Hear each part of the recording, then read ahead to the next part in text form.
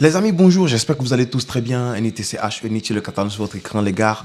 On revient sur le match avec 5 choses à retenir après le match du Barça. Let's go. Alors avant de commencer, j'aimerais dire que si le Real Madrid lâche des points aujourd'hui, il y aura un débrief sur la chaîne Nietzsche Parle Foot. Je vous invite d'ailleurs à aller vous abonner là-bas. J'ai presque atteint les 1000 abonnés. Et il y a certaines vidéos qui percent là-bas. Donc allez vous abonner. Puis si vous kiffez le contenu, n'oubliez pas de liker, partager et commenter bien sûr. Alors un petit débrief rapidement du match Barça-Las Palmas. Alors déjà, j'ai le 11 de Xavi, on va en parler. Parce que dans son 11, moi, il y a des choses que j'ai pas captées. Exemple, de choses que j'ai pas captées ou j'ai pas aimé, c'est de ne pas quand même voir le petit Vitor Roque dans ce match-là. Alors, je ne sais pas si Lewandowski met la pression à Xavi ou si Lewandowski, dans son contrat, c'est écrit qu'il doit jouer tous les matchs. Je pense que c'était un match dans lequel il pouvait bien se sentir. Du coup, quand je vois que Xavi ne l'a pas titularisé, moi, franchement, ça m'étonne. Je ne sais pas, c'est dans quel genre de match alors on va te donner une titularisation alors à Vitor Roque?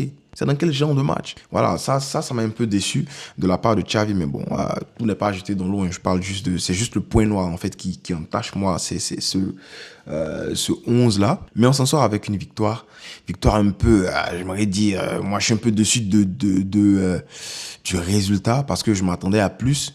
Mais dans le contenu, j'ai bien aimé ce que le Barça a proposé en première mi-temps. Par exemple, en première mi-temps, le Barça était très offensif. Le Barça a vraiment a montré ses crocs en fait, jusqu'à ce que l'équipe adverse, Las Palmas, ait un carton rouge. Et lorsque Las Palmas prend le carton rouge, ils défendent beaucoup. Ils resserrent les lignes. Ils sont plus assez hauts. Du coup, le Barça se crée moins d'occasions. Vrai que le Barça se crée quand même des occasions. Hein. La tête de Lewandowski sur là-bas. Il y a Rafinha qui manque un tap-in. Comment il s'appelle là, je crois que c'est un centre de, ouais, bien sûr, c'est un centre de Joao Cancelo, pardon, parce que ça vient de la gauche là-bas. Et puis, Sergio Roberto qui laisse le ballon à Rafinha, et Rafinha qui n'arrive pas à cadrer ce ballon-là. Du coup, voilà, le Barça s'est créé quand même des occasions, mais je me dis, je pense qu'il y avait moyen quand même d'aller finir ce match avec un 3-0. Parce qu'après, à 1-0, et quand tu vendanges un peu, voilà, tu te fais peur après, parce que l'équipe, elle est déjà à 10 contre 11, et c'est le football, mon frère. Il y a une petite occasion contre favorable qui va se passer. Le gardien sera en 1 contre 1 contre ton gardien, il va te mettre un 1-1. Et après, ils vont commencer à tomber. D'ailleurs, même, ils ont commencé à tomber en deuxième mi-temps. Voilà, ils sont tombés des petits trucs. Gundogan, il touche personne. On lui donne carton jaune. Des fautes qui sifflent bizarrement. D'ailleurs, même, il faut parler de l'arbitrage parce que quelqu'un doit m'expliquer un peu.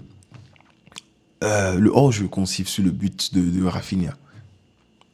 Il n'y a pas hors-jeu. Et même, il y a le VAR à Chivo qui a parlé de ça après. Ils ont dit que normalement, ils ont revu la vidéo et que normalement, il n'y a pas hors-jeu. En fait, nous, on est habitués. Hein. La Liga nous habitue un peu à nous voler. Voilà. Donc, si on n'avait pas, imagine, on n'avait pas gagné ce match-là, ça allait être amer. Ça allait être compliqué. Donc voilà, victoire du Barça et ça nous emmène rapidement à notre premier point qui est le Barça est à 5 points du Real Madrid. Et comme je l'ai dit, je vais débriefer le match sûrement si le Real lâche des points. On est à 5 points du Real Madrid et on espère que le Real Madrid lâche des points, ça c'est sûr. Mais si le Real Madrid lâche des points, mais j'ai envie de dire que la Ligue est quand même relancée parce qu'il y aura un Classico. C'est compliqué de battre le Real Madrid dans un Classico, ces temps-ci là. Mais c'est très possible. Alors si on bat le Real dans un Classico, bon, avec les si on fait le mondial et ça, mais si on bat le Real dans le Classico là, parce que le Classico c'est quoi? C'est un match à 6 points. C'est-à-dire que tu gagnes tes 3 points. Si tu gagnes, tu prends tes 3 points. Mais en même temps, tu empêches ton adversaire de prendre 3 points. Du coup, tu te rapproches encore plus d'eux. Et voilà, il faut croiser les doigts pour qu'il lâche quelques points par-ci par-là. Et puis on est dans le bon. Mais voilà, donc il faut que ça commence par le Real qui va lâcher des points. Dommage qu'on soit à ce stade-là où il faut prier pour que l'adversaire perde pour pouvoir gagner. Ça veut dire qu'on n'a plus notre destin dans nos propres mains. Pour moi, c'est le premier point. Toi, dis-moi, est-ce que tu penses que si le Real lâche des points là, contre l'Athletic Bilbao, pardon, est-ce que tu penses que la Liga serait relancée? Je serais content de lire ton commentaire et puis on va en discuter, bien sûr. Le deuxième point qui, pour moi, est aussi important, c'est que ce Barça actuellement est très en forme. Mais surtout, il y a une solidité défensive que le Barça est en train de montrer actuellement. Le Barça, actuellement, c'est plusieurs clean sheets. On se rappelle du 4-0 contre Getafe. Athletic Club, on a fait 0-0. Ça, franchement, ça m'a énervé ce match-là. Il y a eu un 1-0 contre Mallorca et il y a eu un 3-0 contre l'Atlético Madrid. Voilà, ça, c'est le match où les gars ils se sont dit, ouais, il faut qu'on montre au monde, on envoie un message, un statement au monde entier. Voilà, au monde du football, je m'aurais dit. Et puis le Barça qui va gagner contre Las Palmas là. Donc, ça fait 5 matchs où le Barça n'encaisse pas de but. Et dans la préparation du match contre le PSG, ça ne peut que faire du bien. Ça ne peut que faire du bien. Et en même temps, j'aimerais parler aussi de Pau Kubasi. Parce que Pau Kubasi, franchement, il fait un bon match. Il est dans mes satisfactions. On va parler des satisfactions tout à l'heure. Le troisième point, c'est que les Joao, franchement, une bouffée d'air, les Joao. Parce que Félix, il entre. Voilà, déjà, Félix, il aurait pu commencer ce match-là. J'avais préféré, mais j'avais mis Félix et Rafinha. Parce que Lamine Yamal avait joué un match contre le Brésil. Du coup, pour moi, ça aurait été préférable, voilà, de le reposer. Mais peut-être que vu qu'il n'y a pas de match entre, on n'a pas de match pendant 10 jours jusqu'au au match contre le PSG, peut-être que Xavi voulait bosser quelques petits automatismes là. Donc, c'est ce qui pourrait expliquer le fait que Lewandowski, Yamal et Rafinha y jouent. Mais voilà, Joao Félix, il n'a pas assez de temps de jeu, mais il est décisif encore une fois. Il a été très très important contre l'Atlético Madrid. C'est vrai, Joao Félix, il est très talentueux, mais il est juste imprévisible en fait. C'est un gars qui n'est pas constant encore. C'est un gars qui n'est pas constant encore. Alors ça pourrait peut-être expliquer que voilà, il n'est pas constant parce qu'il n'a pas assez de temps de jeu, il n'a pas assez de matchs débutés au Barça. Mais en même temps, il y a des moments où il entre dans des matchs là et il ne montre pas grand chose. Je suis pas en train de dire qu'il est nul, hein. Il est excellent, il est très talentueux. Il a montré son talent hier avec cette très belle passe décisive là sur la tête de Rafinha. Hein. Rafinha qui avait déjà marqué ce but là contre Osasuna. Bon, à peu près le même but contre Osasuna l'année dernière, qui avait aidé le Barça à remporter sa Liga. Joao Félix, exceptionnel aujourd'hui. Exceptionnel, quelques minutes de jeu, mais il entre, je crois que c'est 35 minutes de jeu, mais il entre et voilà, il donne tout.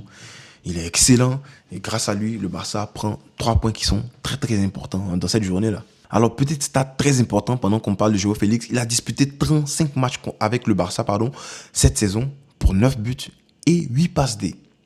Il faut dire que les 35 matchs-là, il faut compter combien de fois il a commencé parce qu'il est toujours venu, il a toujours été en sortie de banc en fait. Mais il a déjà dépassé son meilleur total à l'Atlético Madrid. Parce qu'à l'Atlético, c'était 10 buts et 6 passes décisives dans la saison 2020-2021. Donc la saison n'est pas encore finie. Il n'a pas été assez titularisé, mais il a déjà bouffé ses meilleurs stats qu'il a fait avec l'Atlético. Ça en dit long hein, sur l'Atlético. Joao Cancelo, lui, par contre, voilà, est-ce qu'il y a quelque chose à dire encore sur lui? Le gars, il te tape des roulettes, il met les ballons, il fait des nutmegs aux joueurs de Las Palmas. Le gars, il est dans son élément, en fait. Il est dans son élément. Franchement, chapeau à lui. Il allait même sortir avec sa passe D aujourd'hui. Rafinha a dit non. Toi, tu n'auras pas de passe D. Je jette ce ballon-là. Rafinha, il décide le ballon de quel Joao il va prendre pour marquer. Donc, si c'est Joao Félix, il prend, il marque. Si c'est Joao Cancelo, il dit, il ne marque pas. Ça, c'est Cancelo et puis Rafinha là-bas.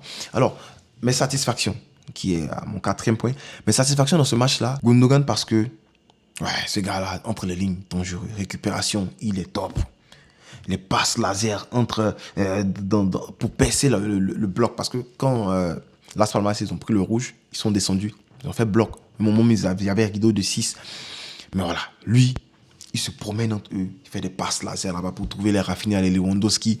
Surtout Rafinha qui n'a pas été en mesure de finir. Alors Gundogan, pour moi, satisfaction. Aussi Pau Kubasi. Excellent petit. Là, je crois qu'il a 98% de passes réussies. Mais c'est un petit qui joue vers l'avant. Il joue vers l'avant, il casse des lignes pour aller trouver Lewandowski directement là-bas. Voilà, satisfaction pour moi. Hein. Et voilà, Pau Kubasi, je pense que la hype autour de lui, là, c'est mérité. Il mérite ça largement parce que c'est très rare que moi je m'enflamme pour un défenseur central, en fait. Surtout un jeune. Mais lui, voilà, j'essayais de le dire avec parcimonie, mais le petit, il est fort. Il est très fort. Mes déceptions, facilement, j'aurais pu mettre Rafinha, hein, mais comme il est auteur d'un but qui est important pour le Barça, je ne vais pas le mettre. Je vais pas le mettre comme, je vais pas le mettre comme déception. Et surtout que j'ai bien aimé lorsqu'il a joué en intérieur. Lorsqu'il a joué au milieu avec ses appels de balles et tout, où il était très tranchant. Hein, Rafinha qui appelle, qui fait des courses depuis l'intérieur, là, il est très très dangereux. J'ai bien aimé ça. Du coup, il peut pas entrer dans mes déceptions. Pour moi, c'est Lewandowski en déception. J'ai pas aimé son match aujourd'hui. Il a pas fait un mauvais match, hein, mais j'ai vraiment pas aimé son match à Lewandowski aujourd'hui. Voilà, ça arrive, hein, ça arrive à Lewandowski. Donc voilà, dis-moi en commentaire, pour toi, c'est qui tes satisfactions dans ce match-là? Et c'est qui, voilà, tes déceptions? Je serais content de lire ton commentaire et bien sûr d'y répondre. Donc voilà, j'espère que tu as aimé la vidéo. Si c'est le cas, n'oublie pas de mettre un pouce bleu. Et puis commente bien sûr, puis partage aussi si tu veux bien.